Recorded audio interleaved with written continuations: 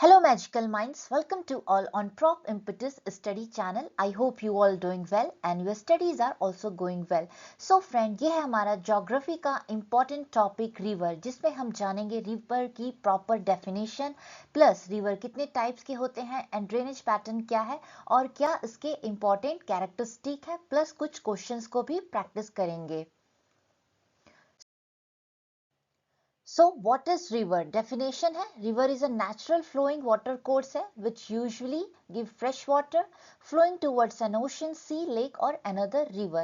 नदी यानी कि रिवर मीठे पानी का एक नेचुरल सोर्स है जो आमतौर पर पहाड़ों या झरनों से निकलकर एक प्रॉपर वे में कहाँ जाके मिलती है, किसी समुद्र में, किसी झील में या दूसरी नदी में जाकर मिलती है. साइंटिफिक डेफिनेशन है, river is a component of the hydrological cycle that act as a drainage channel for a specific land area known as a catchment area or basin. जहाँ पे पानी जाकर बहुत बड़े एरिया पे जब वो कलेक्ट हो जाती है, यानी कि वहीं पे वो स्लो फ्लो करती है, तो उसे हम कैचमेंट एरिया और बैसिन के नाम से जानते हैं. जैसे कि यहाँ पे है कुछ इंपॉर्टेंट पॉइंट. सोर्स का मतलब होता है कहाँ से नदी निकल रही है. आपका हाई ग्राउंड्स हो सकते हैं, ग्लेशियर्स हो सकते हैं. Flow channel, through a channel यानी कि पैथ किस रास्ते से होके गुजर रही है. Which is confined bye banks and ends at the mouth. Mouth means delta और एस्चुरी. की कंपोनेंट्स क्या क्या होते हैं रिवर के. सोर्स होता है, सोर्स का मतलब होता है जहां से नदी निकल रही है, the starting point of the river, for example glacier और स्प्रिंग्स.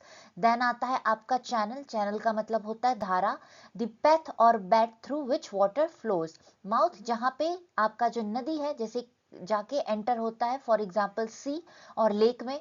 ट्रिब्यूटरी जो इसकी छोटी छोटी नदियां हैं, जो दूसरे दूसरे नदियां हैं जो दूसरे एरिया से आके उस बड़ी नदी में मिलते हैं. A smaller stream that joins the main river. So ये इसके कुछ इंपॉर्टेंट पॉइंट्स हैं. यहाँ पे बोला गया है डेल्टा और एस्चुरी. तो देखिए डेल्टा क्या होता है. डेल्टा की डेफिनेशन कुछ इस तरह से है, जब कोई रिवर किसी सी या लेक में गिरती है तो जो उसका फ्लो पॉइंट होता है वो स्लो हो जाता है. इसी रीजन के कारण नदी अपना जो फ्लो धीरे कर लेती है और मान लीजिए उसके साथ कुछ डिपॉजिट्स भी लाती है. जैसे पहाड़ों से है तो अपने साथ वो लाएगी सॉइल, डेजर्ट, सिल. सो समुंदर के पास जो ये एरियाज होते हैं जहाँ पे ये सब कलेक्ट होते हैं, डिपॉजिट होते हैं, इसी को डेल्टा कहा जाता है. और ये सब एक आपके कह सकते हैं कि छोटे छोटे ब्रांचेस में ओवर द टाइम डिवाइड भी हो जाते हैं. और एस्चुरी क्या होता है. एस्चुरीज जब रिवर का पानी सी या सॉल्टी वाटर से मिलता है तो उस एरिया को हम एस्चुरी के नाम से जानते हैं. Now, river which changes significantly as it flows. जो पानी नदियों की जो धारा होती है वो ओवर द टाइम चेंज होते रहती है. From its source to its mouth, यानी कि जहां से नदी का स्रोत निकल रहा है और जहां इसे जाकर पहुंचना है. ओके, सो ज्योग्राफी के टर्म में इसे हम टिपिकली डिवाइड करते हैं 3 स्टेजेस में. पहला स्टेज होता है आपका upper course which is called the youthful stage. इस स्टेज में क्या होता है, जो रिवर्स होती हैं they are usually high up in mountains और हिल्स से गिरती हैं and the water flow very fast because of the slope which is steep. पहाड़ों से गिरेगी जब नदियों का पानी तो बहुत स्पीड होता है, लेकिन वो जैसे धीरे धीरे प्लेन एरियाज में आ जाते हैं तो उनका फ्लो जो होता है वो स्लो हो जाता है. मेन एक्शन क्या होता है, erosion. The river cuts downward into the ground. की फीचर वी शेप वैली बनते हैं, वाटरफॉल्स बनते हैं, रैपिड्स बनते हैं. यानी कि हिंदी में इसे युवावस्था की नदियां का कैटेगरी कह सकते हैं, स्टेज कहते हैं.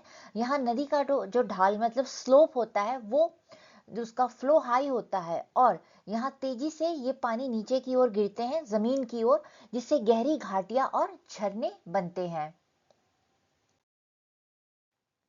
Then the middle course which is called mature stage. यहाँ पे क्या होता है, as the river leaves the mountain and enters flatter land it starts slow down. यानी कि माउंटेनियस एरिया को छोड़ के जब ये आपके प्लेन एरिया में फ्लैट लैंड में पहुंचते हैं तो इनका जो मूवमेंट होता है वो स्लो हो जाता है. ओके, मेन एक्शन है transportation. The river carries lot of silt and pebbles. अपने साथ मिट्टी कंकड़ लेकर आती है ना, तो वो कलेक्ट कर देती है, वहीं पे जमा कर देती है, डिपॉजिट कर देती है, जिसकी वजह से मियंडर्स, लार्ज कर्व और बेंड्स एंड वाइडर वैली बनते हैं. इसे प्रौढ़ावस्था भी कहते हैं हिंदी में। यहाँ नदी की जो गति कम हो जाती है और यह टेढ़े मेढ़े रास्तों यानी कि जिगजैग बहने लगती है। इन्हें मिएंडर्स भी कहा जाता है और मिएंडर्स इसी नदी के फ्लो के थ्रू ही बनते हैं। Then the last stage is the old stage which is called the lower course। अब यहाँ पे जो पानी है which is flow on the very flat land near the sea area, समुंदर के पास इस एरिया को कहा जाता है। जिस समुंदर के जिस एरिया के पास ये आपकी नदी स्लो में मूव करते हैं इसी को लोअर कोर्स या ओल्ड स्टेज के नाम से जानते हैं। And it moves very slow and it is widest. और यहाँ पे जो नदियाँ होती हैं बहुत चौड़ी हो जाती हैं। सो मेन एक्शन क्या होता है, deposition, and river is too tired to carry its load. So यहीं पे वो अपने साथ सैंड सिल्ट ये सब लाती है और जमा कर देती है। की फीचर जैसे कि डेल्टास बनते हैं, oxbow lakes and flood plains बनते हैं। गंगा दुनिया का सबसे बड़ा फ्लड प्लेन एरिया है, यानी कि बहुत सबसे नदी के किनारे का जो एरिया होता है बहुत बड़ा मैदानी भाग, उसे हम फ्लड प्लेन्स के नाम से जानते हैं। इसे वृद्धावस्था भी कहते हैं। यहाँ नदी की जो गति होती है, जो उसका मूवमेंट होता है बहुत धीरे हो जाता है और ये अपने साथ लाए गए सेडिमेंट्स को वहीं जमा कर देती है जिससे कि आपका डेल्टा बनता है। अब हम बात करेंगे रिवर के टाइप्स की। टाइप्स कितने यानी कि रिवर कितने प्रकार का है। सो रिवर जो है क्लासिफाई बेस्ड होते हैं आपने ओरिजिन कैसा है, फ्लो पैटर्न क्या है और लॉन्जिविटी क्या है। ओरिजिन कहाँ से पानी का स्रोत बनता है, फ्लो पैटर्न क्या है, हाई स्पीड क्या होती है, लॉन्जिविटी मतलब एक नदी के बेसिन में पानी कब से कब तक कितना हाई और कितना लो रहता है।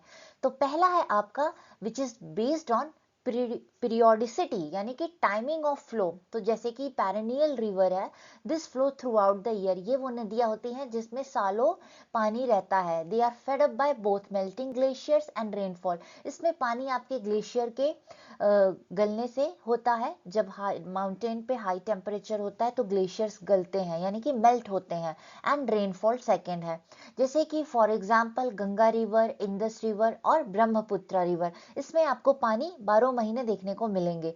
लेकिन दूसरा पॉइंट है नॉन पेरिनियल पेनिनसुलर रिवर्स। ये वो रिवर होते हैं जिसमें पानी बारिश की वजह से होता है, यानी कि जब बारिश होगी तभी नदियों में पानी आएगा।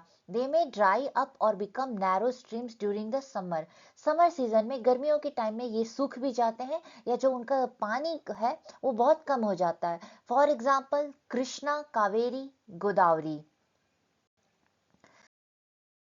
फिर आता है आपका बेस्ड ऑन जेनेटिक क्लासिफिकेशन। अब इसमें क्या है, ये कह रहा है आपका कॉन्सिक्वेंट रिवर और सबसिक्वेंट रिवर। अब कॉन्सिक्वेंट रिवर क्या होता है, देखिए जिस डायरेक्शन में लैंड यानी कि जो जमीन का जो ढलान होता है, ये नदी उसी दिशा में अपना क्या कहते हैं वे बनाती है, रास्ता बनाती है और उसी में फ्लो होती है। For example Godavari, Krishna, Kaveri western Ghat के ईस्टर्न साइड से निकलती है, which means river that flow the general slopes of the terrain. Most peninsular river consequent river है।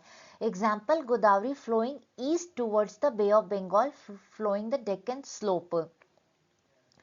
Okay, then subsequent river. Subsequent river क्या होता है, इसे हम परिवर्ती नदी के नाम से भी जानते हैं और कॉन्सिक्वेंट रिवर को अनुवर्ती रिवर के नाम से जानते हैं। पर अभी हम समझ रहे हैं सबसीक्वेंट रिवर के बारे में। ये वो नदियां हैं जो कॉन्सिक्वेंट नदी के बाद डेवलप हुई थी।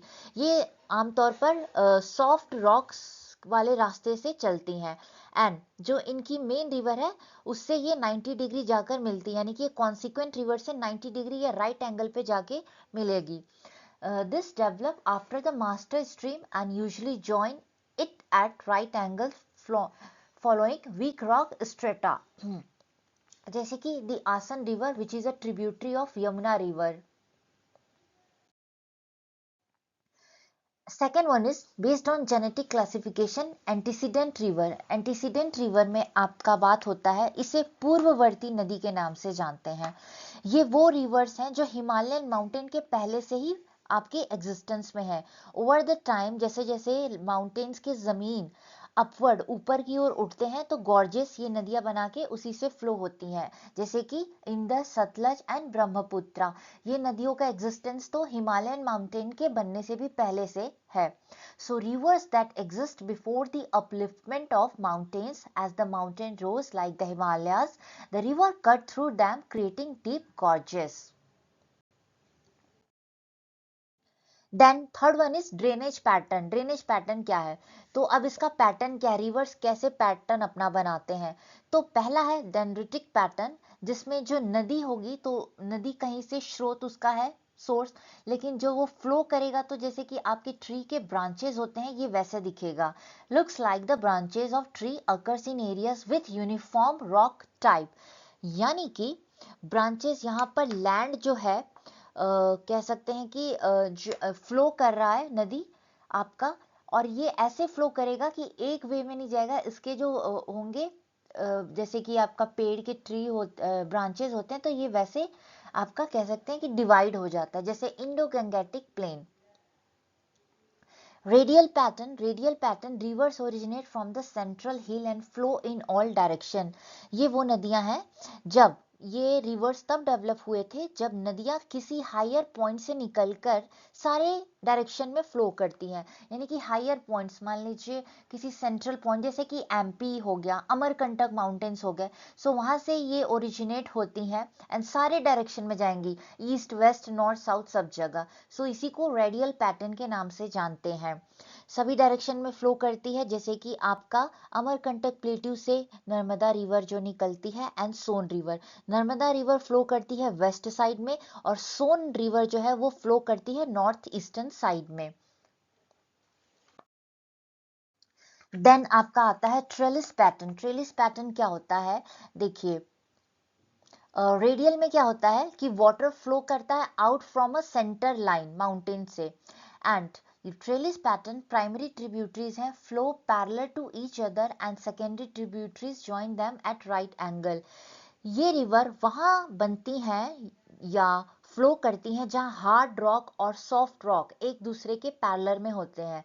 इसमें मेन रिवर के जो साथ उसकी ट्रिब्यूटरीज होती हैं वो उसको राइट एंगल 90 डिग्री पर आके मिल कनेक्ट करती हैं। For example reverse in the old fold mountain, जैसे सिंहभूम रीजन हो गया आपका। देन बात करता है ये आपका सेंट्रीपेटल पैटर्न। सेंट्रीपेटल पैटर्न में क्या होता है, water flows inward a center like a lake और depression. For example river flow from all sides drain into central lake और डिप्रेशन, जैसे लोकतक लेक मणिपुर है, ये उसका एक अच्छा कह सकते हैं आपका एग्जाम्पल है। हिमालयन रिवर और पेनिनसुलर रिवर के हम इसमें आपका कह सकते हैं कंपैरिजन करते हैं।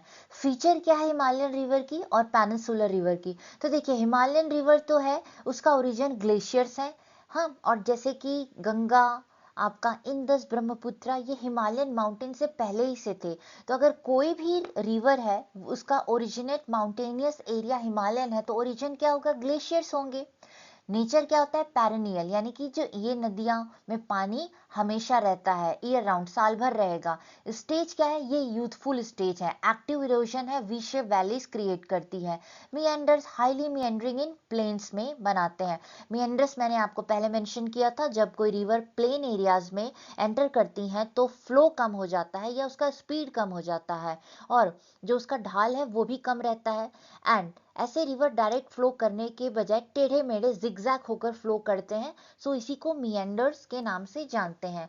फिर इसमें डेल्टा और एस्चुरी कैसे बनते हैं, फॉर्म मैसिव बहुत बड़े डेल्टास बनते हैं। फॉर एग्जांपल सबसे बड़ा डेल्टा है सुंदरबंस। अब डेल्टास जैसे मैंने आपको पहले बताया, जब कोई रिवर किसी सी या लेक में गिरता है तो उसका जो स्पीड है वो धीमा हो जाता है, और इसी रीजन के कारण जो नदी है अपनी फ्लो स्लो कर लेती है, जिससे जो डिप्रेशन क्रिएट होता है। और फिर जो डिपॉजिट्स हैं उसके साथ जैसे सॉइल, सिल्ट, ये सारी चीजें वहीं पे कलेक्ट हो जाते हैं, डिपॉजिट होते हैं, और ये सब कह सकते हैं कि छोटे छोटे ब्रांचेस में डिवाइड हो जाते हैं, इसी को हम डेल्टा के नाम से जानते हैं। पेनिनसुलर रिवर की बात करें तो ओरिजिन है प्लेट्यूज हिल्स, वेस्टर्न घाट विंध्या हिल्स से निकलते हैं और प्लेट्यू से निकलते हैं। नेचर सीजनल है, इसमें पानी रेन के टाइम टाइम पे डिपेंडेंट होता है, जैसा रेन होगा उसके हिसाब से नदियों में पानी होगा। स्टेज मेच्योर हो चुका है, ग्रेड्स प्रोफाइल ब्रॉड वैली बनाते हैं, मिएंडर्स हैं फिक्स्ड हैं, लिटिल छोटे छोटे मिएंडरिंग्स बनते हैं। डेल्टा और एस्चुरी की बात कर ले तो some forms delta and some form estuaries, जैसे कि Narmada and Tapti.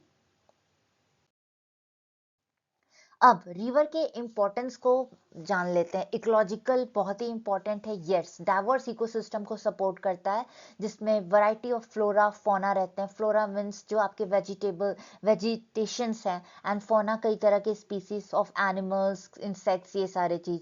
They act as a biological corridor होता है, allowing species to move between habitats. Biodiversity भी इसको कहते हैं, जैव विविधता। Fresh water rivers host a disproportionate amount of world species compare to their small footprint on earth. Biodiversity ये हमें प्रोवाइड कराता है, या बायोडाइवर्सिटी यहाँ पे फ्लरिश होता है, जो कि हमारे लिए भी बहुत इंपॉर्टेंट है। हाँ, देन न्यूट्रिएंट साइक्लिंग है, reverse carry sediments nutrients form from mountains to the plain and eventually to the sea which fertilizing the land। इससे लैंड आपका फर्टिलाइज होता है, जैसे कि एलुवियल सॉइल बनता है, सॉइल्स के लिए भी अच्छे होते हैं। हाँ, तो जैसा जैसा नदी होगा, नदी किस साइड में है, क्या उसका लोकेशन है, उसके हिसाब से हमको कह सकते हैं कि वहाँ का जो फर्टिलिटी लैंड बनता है, सो उसकी वजह से एग्रीकल्चरल प्रोडक्शन होते हैं। देन एग्रीकल्चरल फाउंडेशन है, फॉर मिलियंस ऑफ ईयर्स से ह्यूमन सेटलमेंट फ्लरिश हो रहा है रिवर वैलीज के साइड पे, जैसे कि वर्ल्ड फेमस क्या कहते हैं सिविलाइजेशन फ्लरिश हुआ, Nile Indus Ganga, because of the fertility of alluvial soil. हाँ, जहाँ पे नदियों का पानी अच्छा होगा तो वहाँ के आसपास के जो लैंड्स होंगे वो बहुत फर्टाइल होगा, जिससे एग्रीकल्चरल प्रोडक्शन होगा होगा एंड वो प्रोडक्शन आपको इकोनॉमिकली भी फ्लरिश करेगा, और जो आपके ह्यूमंस जो खाना खाते हैं उसको भी वो कह सकते हैं कि प्रोडक्शन को पूरा करेगा। Irrigation, rivers provide consistent water source for crops, ensuring food security for billions of people on this earth। silt deposition क्या होता है, periodically flooding, जैसे मैंने आपको बताया कि नदी एक ऊंचाई से जब पहाड़ों से नीचे की ओर फ्लड एरियाज में आती है, प्लेन एरिया में आती है, तो अपने साथ बहुत सारी चीजें सेडिमेंट्स लाती हैं, लाइक सिल्ट। हाँ, तो वो एक टाइम पे उसको कलेक्ट कर वहीं डिपॉजिट कर देती हैं, जिससे कि न्यूट्रिएंट रिच सिल्ट हमें मिलते हैं, which naturally replenish the fertility of the soil without the need for chemical fertilizer. Then economic और इंडस्ट्रियल पावर है, river are major driver of nation GDP obviously through transport and energy, जिससे पहला है hydro electricity power generate होता है। The flow of river water is harness to produce clean and renewable energy through dams and turbines, ये इसका सबसे बड़ा example है। देन ट्रेड और ट्रांसपोर्ट के काम आता है, river serve as a natural highways for transporting bulk goods like grain coal और at much lower cost than other transportations। Then domestic और स्ट्रेटेजिक रिसोर्सेस है, ड्रिंकिंग वाटर देता है after purification, rivers are primary source of portable water for the most global cities. जितने भी world के सबसे बड़े स्मार्ट और कह सकते हैं कि रशिंग एरिया वाला है, तो आप देखोगे कि हर नदी के किनारे ही ऐसे सिटीज आपके डेवलप हुए हैं। सेकेंड है ग्राउंड वाटर को रिचार्ज करता है, rivers help in maintaining the water table by allowing water to seep into the underground aquifers. फिर आता है आपका कल्चरल एंड रिक्रिएशनल वैल्यू है, ऑब्वियसली कल्चरल भी इंपॉर्टेंस है, स्पिरिचुअलिटी के लिए भी अपना जाना जाता है। Beyond utility rivers hold deep spiritual and aesthetic significance, specially in India. Religion wise देख लेते तो many cultures rivers are personified as deities and are centre to rituals and festivals. So बहुत सारे कल्चर में नदी की पूजा भी की जाती है, जैसे कि भारतवर्ष में।